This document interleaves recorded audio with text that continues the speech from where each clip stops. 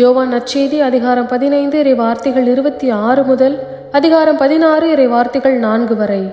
அக்காலத்தில் இயேசு தம் சீடரை நோக்கி கூறியது: தந்தையிடமிருந்து நான் உங்களுக்கு அனுப்பப் போகிற துணையாளர் வருவார். அவரே தந்தையிடமிருந்து வந்து உண்மையை வெளிப்படுத்தும் தூய ஆவியார். அவர் வரும்போது என்னை பற்றி சான்று பகர்வார்.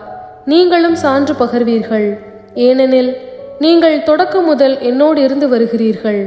நீங்கள் நம்பிக்கை இழந்து விடாதிருக்க இவற்றையெல்லாம் உங்களிடம் சொன்னேன். உங்களை தொழுகை கூடத்திலிருந்து விலக்கி வைப்பார்கள். உங்களை கொல்லுவோர் கடவுளுக்கு திருப்பணி செய்வதாக எண்ணும் காலமும் வருகிறது. தந்தையையும் என்னையும் அவர்கள் அறியாமல் இருப்பதால் தான் இவ்வாறு செய்கிறார்கள். இவை நிகழும் நேரம் வரும்போது நான் உங்களுக்கு இவை பற்றி முன்பே சொன்னதை நினைவுபடுத்திக் கொள்ளுங்கள். இதற்காகவே இவற்றை உங்களிடம் கூறினேன்.